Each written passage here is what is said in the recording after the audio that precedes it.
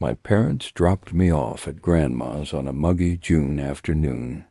The air smelled of hay and dust, and her old farmhouse loomed at the end of a dirt road. "Be good, Sammy," Dad said, unloading my duffel bag. "Listen to your grandma." "I will," I promised, hugging Mom. She looked worried. "Don't wander too far, okay?" Grandma greeted me with a warm hug. "My little Sammy, ready for some country fun?" Her house was ancient, all creaky floors and faded wallpaper. It felt alive, like it was watching me.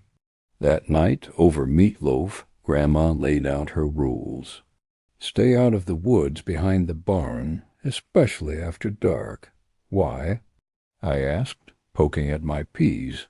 She fixed me with a stern look. "The Hollow Creek woods are strange. People hear things." I laughed. "Like ghosts?" Grandma didn't smile. "Just listen, Sammy." My room was upstairs, with a window facing the woods. The trees looked like twisted fingers against the moonlight. That night I heard whispers faint, like kids talking outside. I chalked it up to the wind. The next morning I explored the yard. There was a rusty tractor, a tire swing, and a path leading to the woods. Grandma was weeding her garden. "Stay close, Sammy," she called. I nodded but wandered toward the path. The woods looked inviting in the daylight. I stepped past the first trees. The air was cooler, the light dimmer. A giggle echoed from deeper in. "Hello?" I called. No answer, but another giggle, like a girl's. I followed it. The path twisted, and I found a clearing with an old hay wagon, rotting and covered in moss. A boy appeared about my age, with messy brown hair and overalls. "Hey, I'm Ben. Wanna play?" "I'm Sammy. Sure. You live around here?" He grinned. "Kinda. Follow me." We ran through the woods, jumping over roots. He led me to a pond, its surface like black glass. "This is our spot," Ben said. "The others come here too." "Others?" I asked. He pointed across the pond. Shadows moved between the trees, kids, maybe 5 or 6. "Who are they?" I asked, squinting. "Friends," Ben said. "They like games." One shadow waved. A chill ran through me, but I waved back. Ben pulled out a slingshot. "Want to shoot rocks?" We spent an hour skipping stones and firing at cans. It felt normal, fun even. "Come back tomorrow," Ben said as I left. "Bring something shiny." "Shiny? Like what?" He shrugged. "Anything. The woods like shiny things." Back at Grandma's, I told her about Ben. Her face went pale. "Stay away from those woods, Sammy." "But Ben's nice," I protested. "There's no Ben in Hollow Creek," she said. "Not anymore." That night, the whispers were louder. "Sammy, come play." I pulled the blankets over my head, heart pounding. The next day, I found a shiny quarter in my pocket and headed back to the woods. Ben was waiting by the wagon. "Got something shiny?" I showed him the quarter. He grinned. "Put it there." He pointed to a pile of trinkets, rings, coins, a broken watch. "What's this for?" I asked. "The woods. They take offerings." I laughed nervously. "You're weird." Ben's smile faded. "You'll see." We played tag with the shadow kids.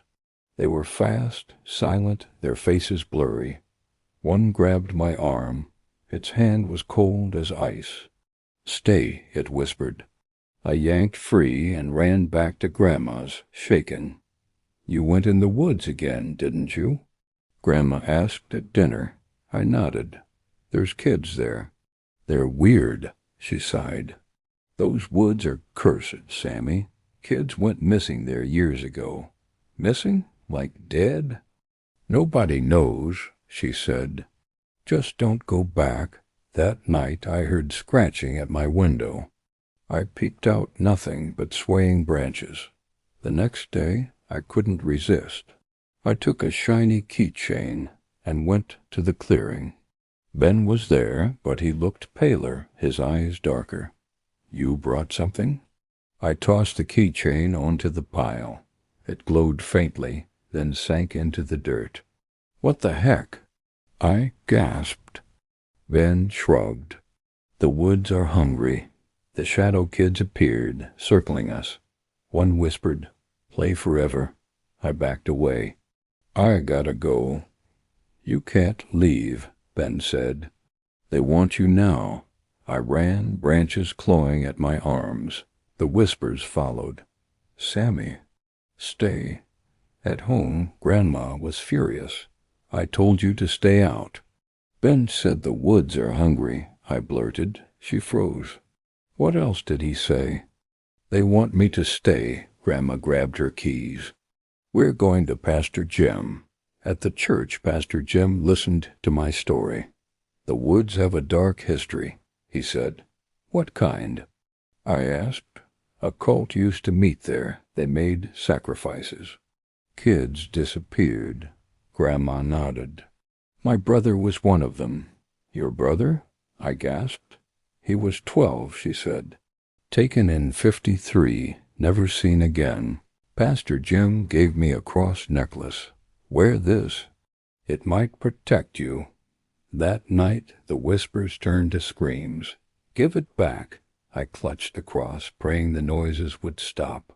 The next morning I found the keychain outside my window, covered in dirt. I showed Grandma. She'd burned it in the fireplace, muttering prayers. "We're leaving tomorrow," she said. "It's not safe." But that afternoon I heard Ben's voice. "Sammy, they're mad now." Against my better judgment, I went to the clearing.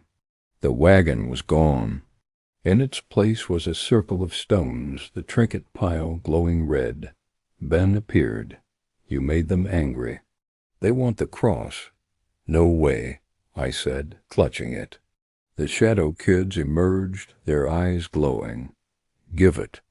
I ran, but the woods seemed to twist, paths looping back to the circle. A figure appeared, an old man in a hooded cloak, holding a knife. "Join us, Sammy," he rasped. "Or feed the woods." I threw the cross at him. It hit his chest and burned, making him scream. The woods shook, trees bending like they were alive. I sprinted, finding the path home by sheer luck. Grandma was waiting, shotgun in hand. "Get inside." We barricaded the door. The whispers grew deafening. "Forever, forever." At dawn, the noises stopped. Grandma drove us to a motel in town. We never went back to the house. She sold it that summer. Years later, I researched Hollow Creek. The cult was real, active, in the 50s. They worshipped something in the woods, something that took kids as offerings. I still hear whispers sometimes saying my name. I don't sleep much anymore.